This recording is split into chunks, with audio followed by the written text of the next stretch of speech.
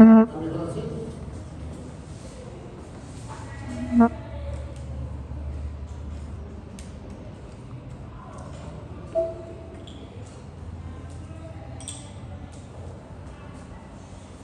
entonces continuamos con lo que es patología de columna. Y ahora es algo que es el tema que en general, cuando escuchamos un dolor lumbar, siempre relacionamos a lo que son hernias de disco. Pero las hernias de disco en general tienen su característica, tienen su sintomatología, tienen su clínica y debes saber diferenciar del resto de las lumbalgias. Y si nosotros vemos acá, tenemos un poco de lo que es la anatomía. Con la columna tenemos la parte anterior, la parte posterior. Esta es la parte lateral, la ortosis cervical, sifosis dorsal, la dos lumbar y sifosis sacral, las cuatro curvaturas y lo que se llama, digamos, la parte lumbar es el mayor porcentaje del espacio donde se van a formar las hernias de disco. Puede haber en la parte dorsal, sí, es muy raro, En la parte cervical lo mismo, pero en general la parte cervical es más por un proceso degenerativo. No es algo que lleve alguna cosa pesada constantemente porque fue trabajo en la cabeza, pero es muy raro. De cualquier manera, tenemos que saber entender esto, que las raíces nacen en cada vértebra. Pero ¿cuál es la diferencia? A nivel cervical normalmente nace a nivel de la vértebra correspondiente. A nivel dorsal sale un nivel más abajo y a nivel lumbar salen dos niveles más abajo. Entonces, cuando nosotros entendemos esto, no vamos a equivocarnos más o menos para dónde está lo que se llama la metámera y el dermatoma cuando encontremos esa clínica. Por eso es importante en la parte de columna aprender lo que son las metámeras y los dermatomas. Es que les dije como el Glasgow y el trauma de cráneo, acá tenemos que saber todos los dermatomas. Desde la parte de C2 hasta S5. Y en la parte de lo que son hernias de disco, enfocar fundamentalmente en la parte lumbar y mucho más específico en la parte de L3, L4, L4, L5, L5, L1. ¿Por qué? Porque el mayor porcentaje de las hernias de disco están a nivel de L4, L5 y L5, L1 en ese orden, más del 95% de las hernias de disco. Ahora, tenemos esto, un poco de un esquema de lo que es la parte del espacio discal. Este es el núcleo pulposo, es una vértebra, esta otra vértebra, y alrededor tenemos el anillo fibroso, que es lo que le da la contención al núcleo pulposo.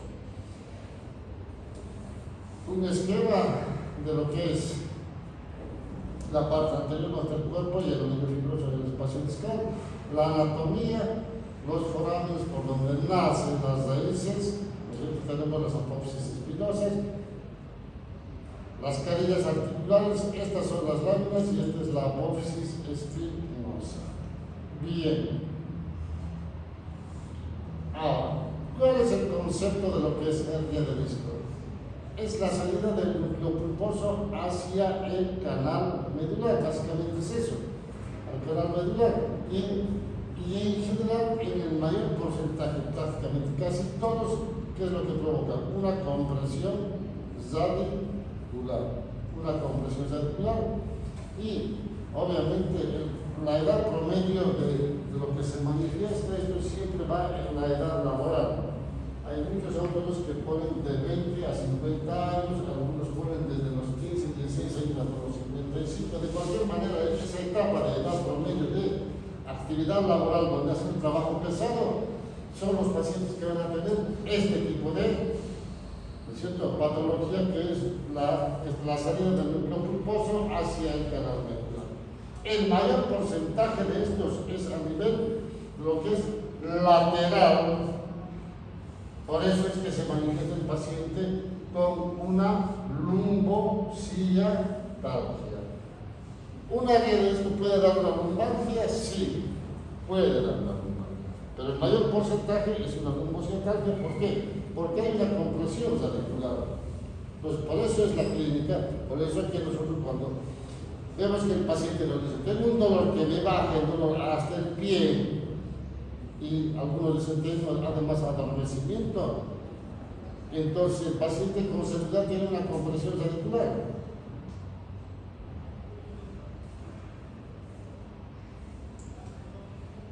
Ahora,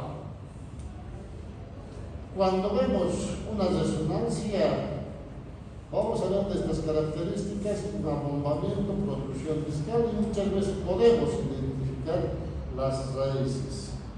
Lo bueno es que cada vez los resonadores son mucho más, digamos, efectivos en definir la parte anatómica.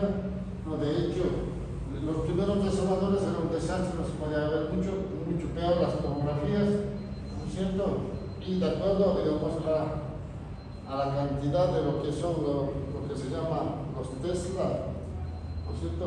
La imagen se va definiendo mucho más nítidamente en la parte anatómica. Y muchas veces esto que vemos acá, ¿no es cierto? En una resonancia se ve igual, solamente en blanco y negro. Algunos de sus compañeros del semestre anterior pudieron ver esto en una resonancia. Tal cual, así como está. Se ve la raíz desplazada con la hernia del disco.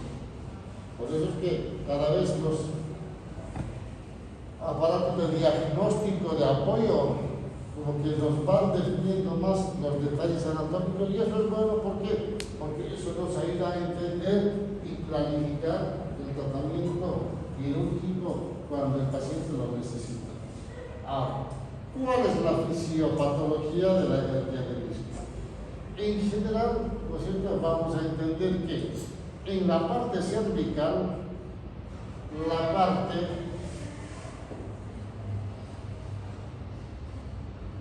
de las vértebras tiene cada uno sus características, porque las cervicales tienen una característica muy importante con diferencia a lo que es dorsal y lo que es lumbar, ¿no es cierto?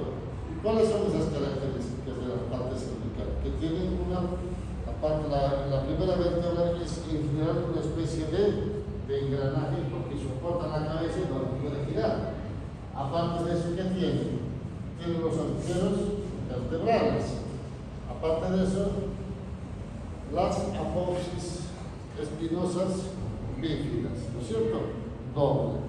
Entonces, fíjense ustedes, pero aparte de todo esto, tiene una característica importante, que tiene el canal medular amplio, y eso permite que las personas puedan mover con facilidad la cabeza, flexionar, extender, ¿no es cierto?, con mayor facilidad, porque están diseñados para eso. Mientras que la parte dorsal es mucho más rígida, el canal medular es más angosto, casi al nivel de lo que es la médula, no hay mucho espacio, y las apófisis espinosas son casi, ¿no es cierto?, verticales. Además tienen unas carillas articulares que van a conectarse con las costillas, ¿no es cierto? Y entonces estas vértebras no tienen la característica de movimiento, son más rígidos para contener, digamos, lo que es la familia costal, toda la médula.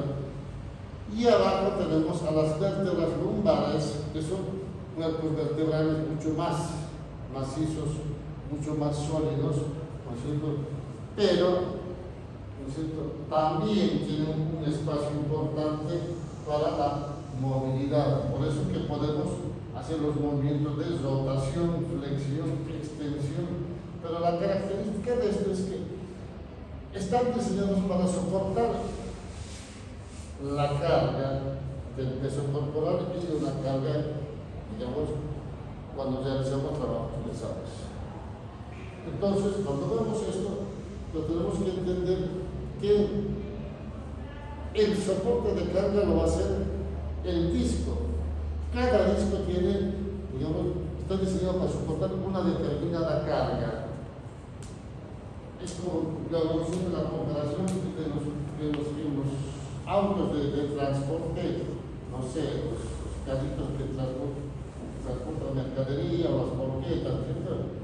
capacidad máxima 65 toneladas, no sé, algo así, ¿no es cierto?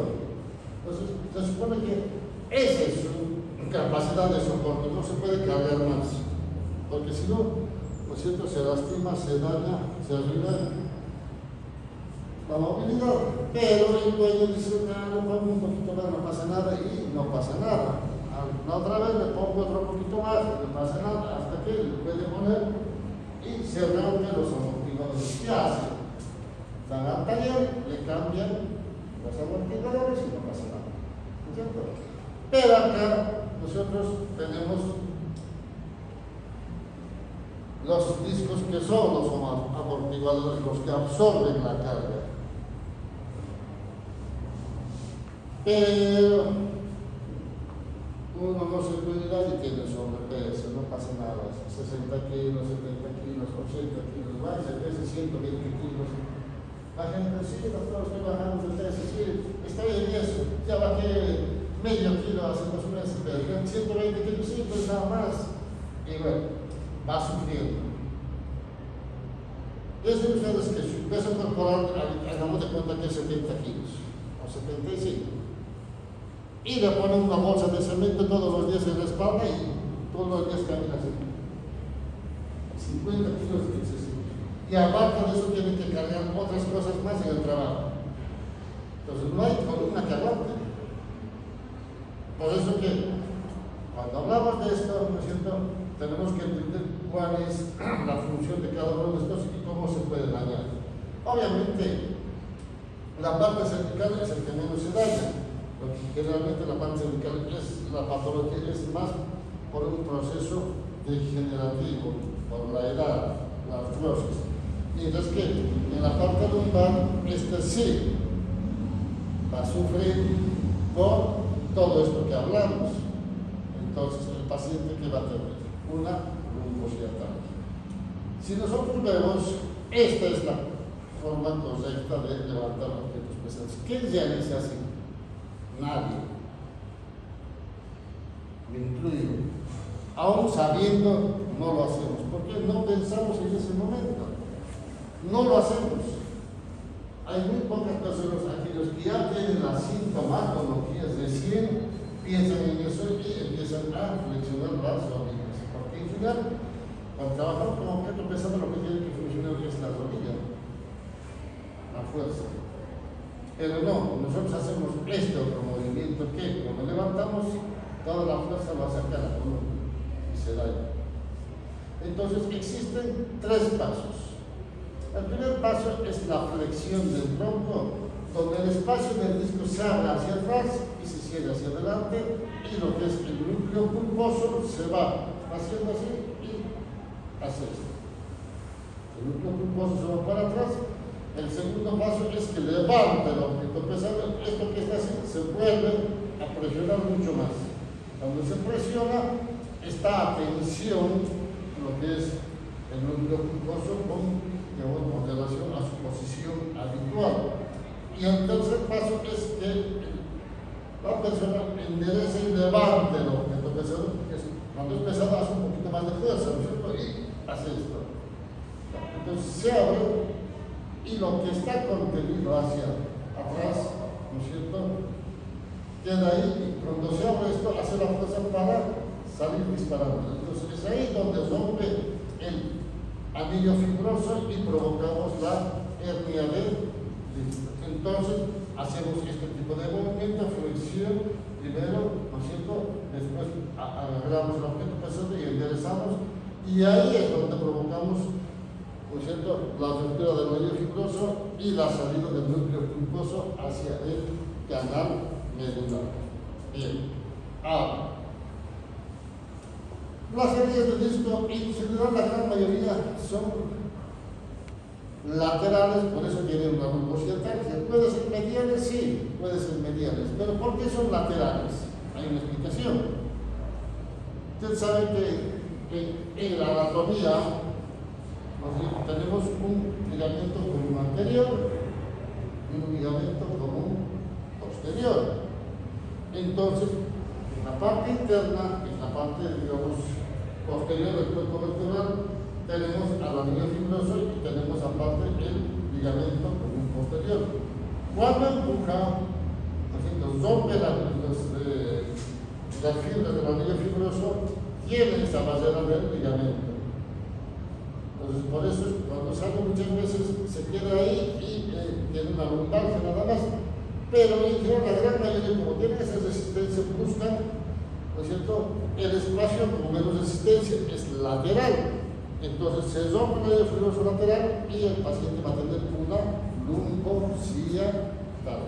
Entonces ahora ya sabemos por qué la gran mayoría de los pacientes tienen una hernia de disco lateral.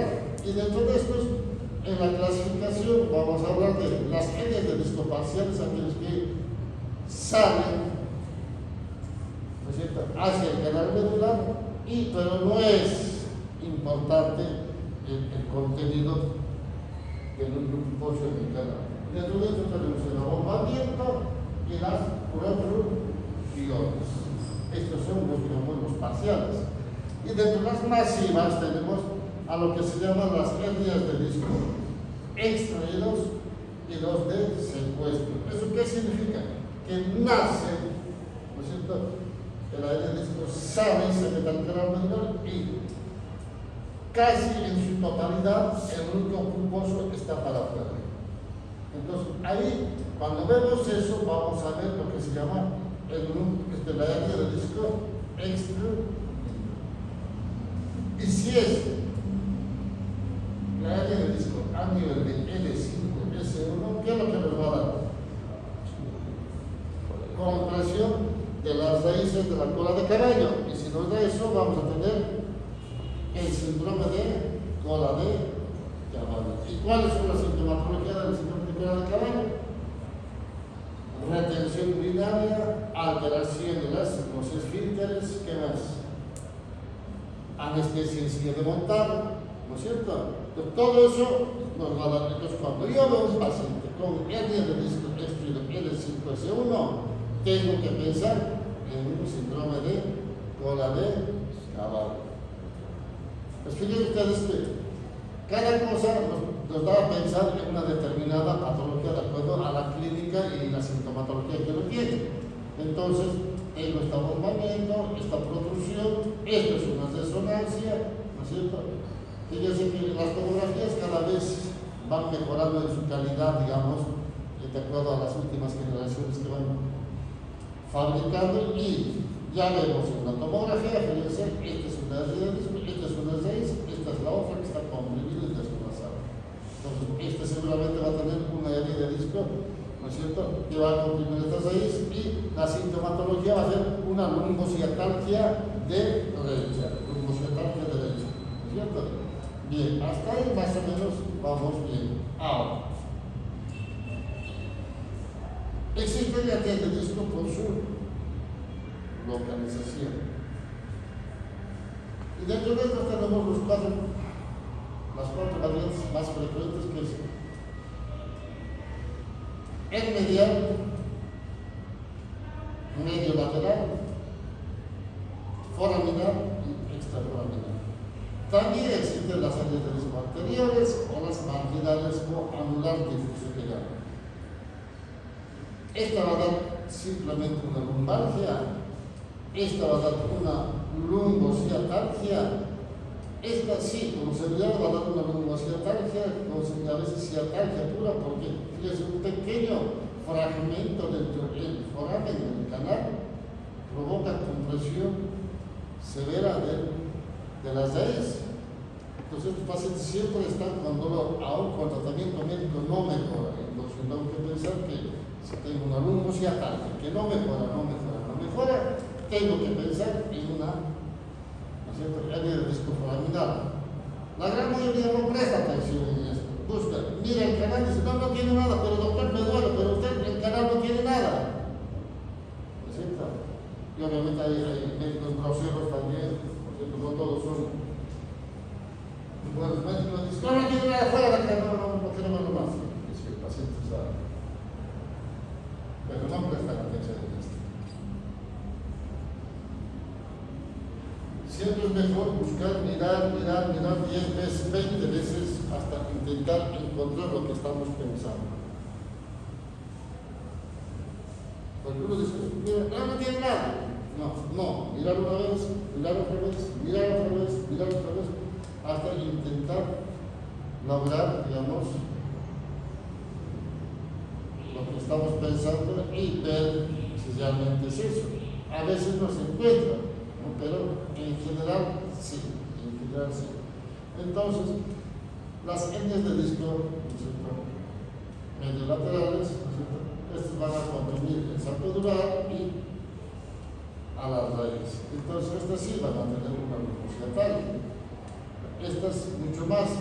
Las etnias de disco extraforaminales no dan sintomatología. Es un hallazgo, lo mismo que la etnia de disco anterior y los marginales. Estas todavía pueden darse porque hay una disminución de ambos forámenes y de todo el tipo de trabajo. Es cosa que realiza muchas veces me duele de un lado y a veces me duele del otro lado. Por eso dice el doctor, muchas veces, la semana pasada o el mes anterior hacía mucho trabajo y me dolía. Ahora que trabajo me duele ahora este otro lado. Está engañando, vicioso, mañudo. No, puede tener eso. Entonces siempre uno tiene que escuchar al paciente. Cuando nosotros hablamos, por cierto, en la clase las primeras clases de historia clínica y examen neurológico, ¿no es cierto?, que dijimos, siempre hay que escuchar lo que nos dice el paciente, siempre. Porque el paciente nos dice en sus palabras lo que siente, ¿no es cierto?, y tenemos que buscar la clínica de acuerdo a lo que nos dice, ¿no es cierto?, el paciente. Y a veces pasa este tipo de cosas. No es lo frecuente, pero suele pasar. Bien, existe también la clasificación por su volumen, es lo que les decía. Hay pequeños áreas de disco que no rompen totalmente el anillo fibroso y estos provocan lo que se llama el abombamiento. Está lesionado parte del anillo fibroso, sí, pero no totalmente, por eso que sale, ¿no es cierto?, un abombamiento hacia el canal.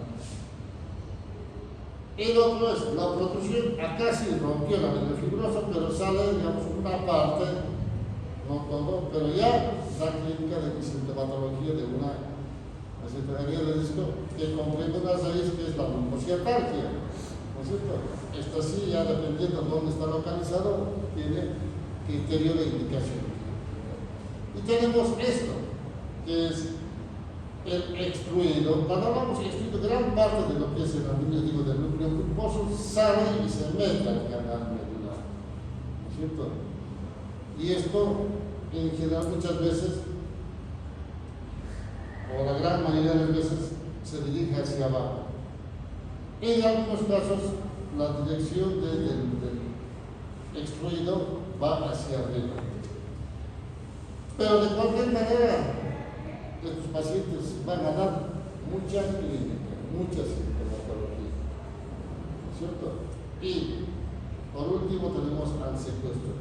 El núcleo pulposo sale, se desprende y recorre y se va a veces a otro espacio o a la mitad del cuerpo vertebral y encontramos compresión de la raíz, compresión del saco dural y va a dar mucha sintomatología.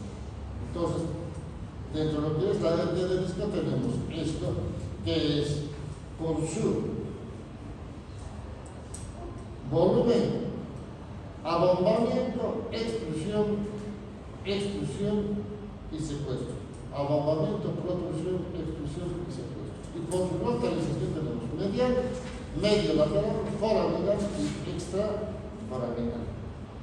Eso es lo más frecuente que se ve en una patología de hernia de disco. Después hay las otras variantes que hablamos que no dan mucha clínica, no dan mucha sintomatología. Entonces, esto es lo que tenemos que aprender, porque esto sí nos va a dar sintomatología y clínica. Entonces, hablamos de que cuando un paciente tiene una lumbociatalgia, tenemos que pensar que hay una irritación y compresión de lo que es el nervio ciático, ¿no es cierto? ¿Por qué? Porque probablemente tenga una salida del núcleo pulposo y esté con una hernia de disco. La edad más frecuente, ya dijimos, es en el inestabilidad laboral, la relación entre hombre y mujer es 3-1, 4-1, es mucho más frecuente en los varones que en las mujeres, porque por el tipo de trabajo que realiza, y obviamente el dolor en estos pacientes es la primera manifestación. ¿Por qué? Eso tiene una explicación.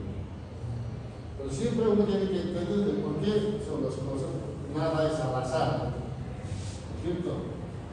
En las fibras periféricas, o sea, en el nervio periférico, las fibras del dolor están en la periferia. Por eso el paciente primero siente dolor antes de cualquier cosa. Posteriormente, pasan los días, pasa la semana, le sigue doliendo y empieza con hormigueo, adormecimiento y lo que llamamos las parestesias en el miembro inferior. Entonces, si el paciente no hace tratamiento, no consulta, entonces dañó las fibras del dolor y está empezando a dañar las fibras sensitivas. Entonces el paciente tiene dolor y adormecimiento. A veces de golpe aparece dolor y adormecimiento por el volumen que aprieta y lesiona estas dos capas. Pero de cualquier manera tenemos que entender que las fibras del dolor están en la periferia y después por debajo están las sensitivas, por eso el paciente tiene adormecimiento y a veces dice, doctor, hace 2 semanas tenía mucho dolor, ahora tengo poco, pero ahora sí tengo adormecimiento, está dormido, no siento nada. O algunas veces la mujer dice, siento frío, aunque al mediodía con el calor yo siento frío, no siento nada. Entonces yo tengo que entender que se están dañando las fibras sensitivas. ¿No? Y de pronto, ¿no es cierto? Después de 2 meses, doctor, van a consultar. Ya no me duele el pie, tampoco tengo adormecimiento, pero no puedo subir las escaleras. ¿Y por qué no se camina así? Lesionó las fibras motoras, que es la parte central. Entonces, este paciente ya lesionó todas las raíz periféricas, lesionó el nervio ciático, si quiere. Está lesionado. Y una vez que está lesionado, es muy difícil recuperarlo. Dice, no, antes me dolía, pero ya no me duele, tenía hormigueo tampoco, pero no sé qué pasa con mi pie, no me obedece. Y sigue caminando así. Está dañado, está lesionado, se lesionó. Pero lo que tenemos que hacer es evitar que llegue a eso. Uno tiene que explicar al paciente que si no se hace el tratamiento puede llegar, ¿no es cierto?, a perder cierto movimiento, ¿no es cierto?, al caminar. O hace la semana pasada en consultorio, ¿alguno de ustedes estaba la semana pasada en prácticas conmigo? No.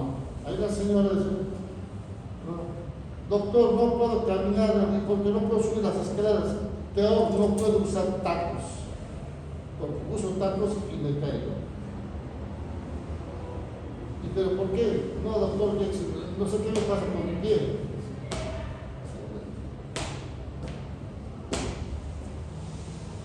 Entonces estaba lesionado, está lesionando su nervio. Y desde cuándo, hace 4 meses, ya está. Se haga lo que se haga, no va a mejorar. Pues ese es el problema. Tenemos que hacer el diagnóstico y hacer el tratamiento correspondiente. No tenemos que permitir que llegue a eso. La gran mayoría de la población boliviana, es que se deja. Piensan que van a mejorar con el tiempo, con una pastillita, con algo. Siempre dicen, ¿no es cierto?, debe algo para que me calme, para que me mejore. Que se salga, le den no sé, un inyectable, un comprimido y desaparezca el dolor. Y no es así. Y tenemos que explicar al paciente. Pero hay que hacer, pero no, me duele un poquito más, esperaremos un poco y pasa el tiempo. No, esperaremos un poco, esperaremos un poco. Y ya está totalmente lesionado, dice el doctor, opérenme. Hagamos lo que hagamos, no va a mejorar. Pasa con los tumores cerebrales, pasa también con las hidrocefalias, pasa con todas las patologías.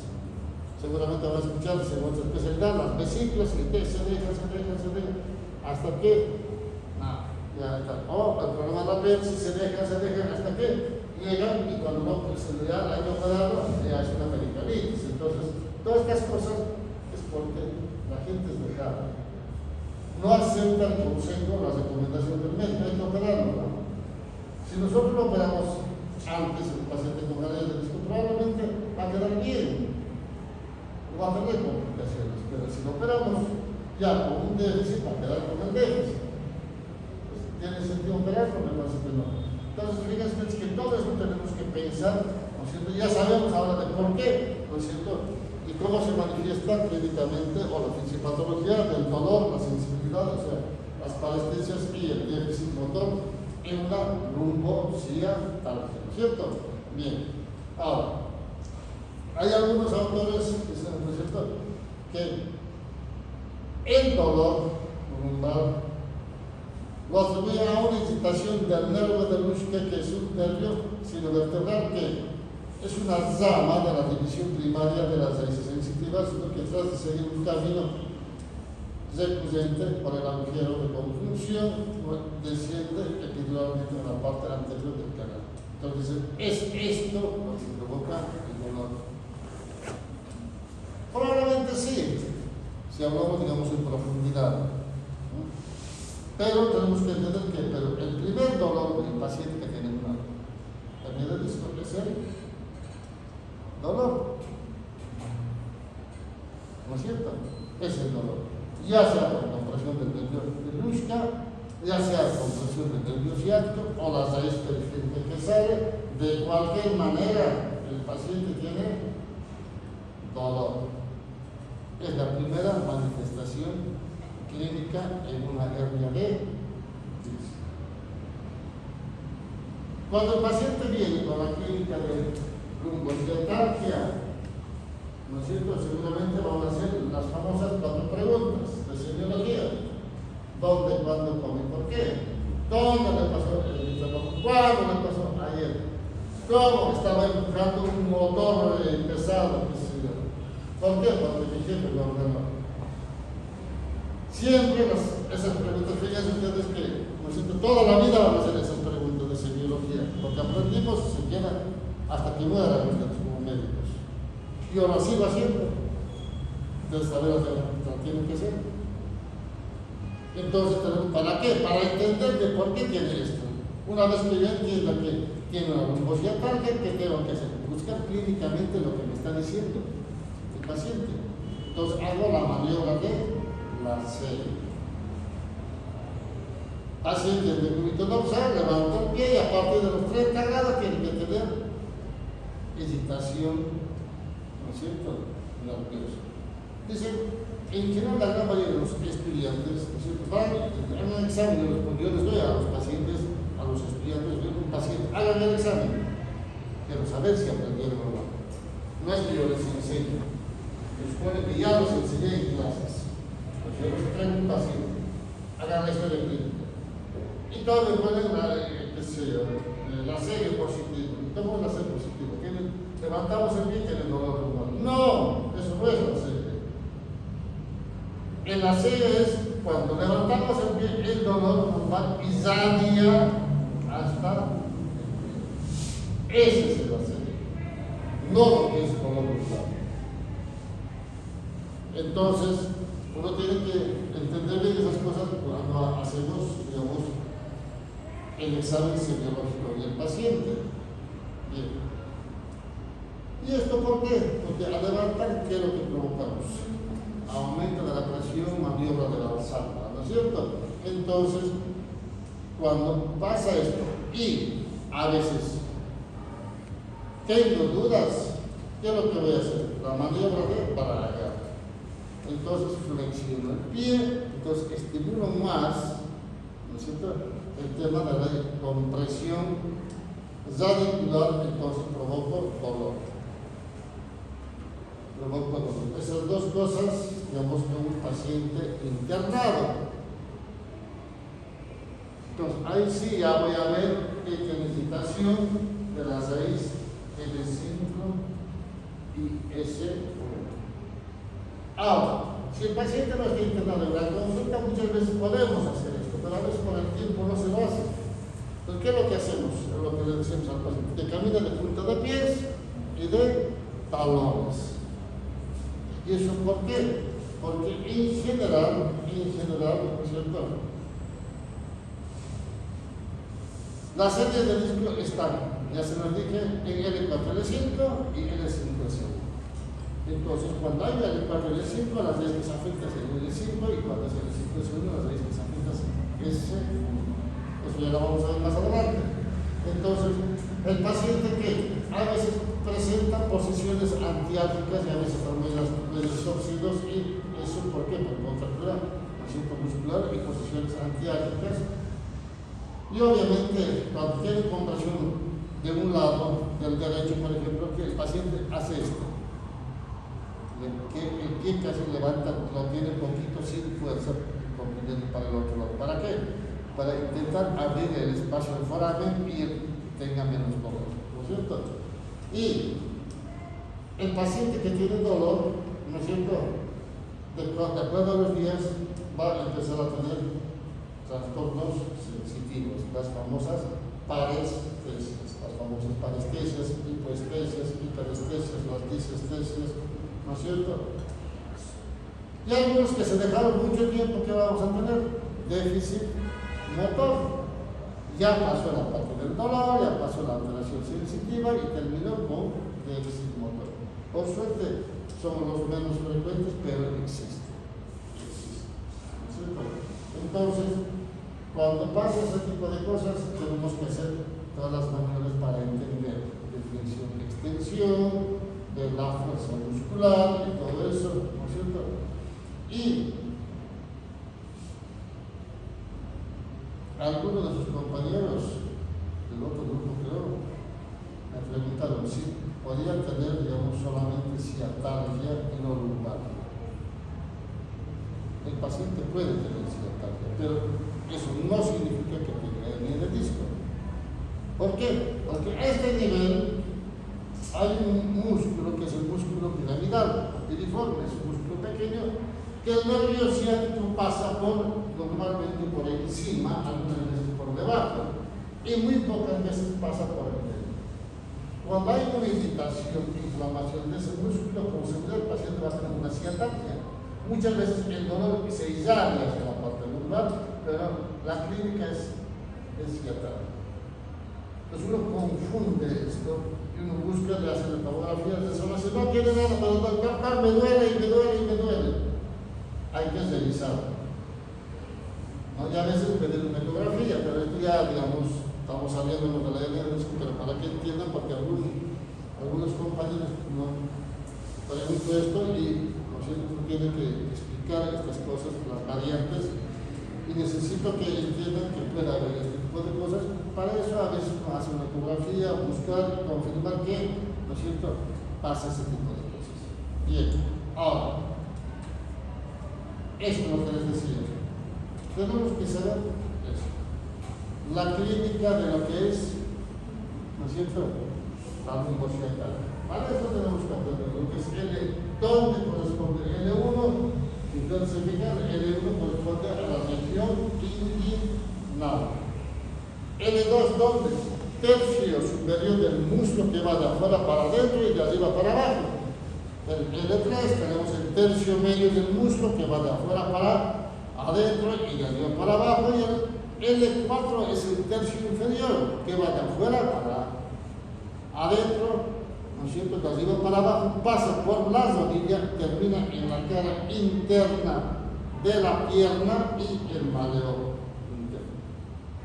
Entonces yo ya sé que cuando el paciente me dice, doctor, tengo dormido, esto me muestra así, yo sé que la cara interna de la pierna, entonces sé que eso corresponde a L4,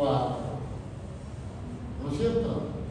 Y L5 es la cara externa o lateral de la pierna, y más el dorso del pie y el pie. Doctor, tengo dormido esto, no siento esto, se agarra, ¿no? Y a veces cuando me pongo los zapatos no siento el pie para arriba, yo estoy pensando que tiene lesión de L5. O el paciente dice, doctor, no siento, lo siento, dormido los dedos de los últimos del pie, de la parte externa. ¿Por qué? Porque ese uno, la parte externa, ese uno va, la mitad externa del muslo, la pierna y el borde externo del pie. Entonces yo tengo que entender todo esto, ¿no es cierto? Para entender, ¿no es cierto?, lo que es el disco. Entonces, tengo que entender siempre que el espacio L4, L5 y L5, S1 son los lugares donde vamos a tener mayor compromiso de las hernias de disco. ¿Qué veis? Está, terminamos acá. Vamos a continuar la próxima clase. ¿Alguna pregunta, jóvenes? Sobre hernias de disco, ¿os quedó claro? ¿Sí? Bueno, terminamos entonces.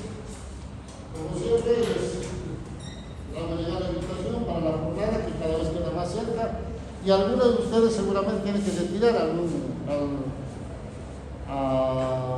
el recibo de lo que se inscribieron. A ver, voy a leerlos, los que no retiraron.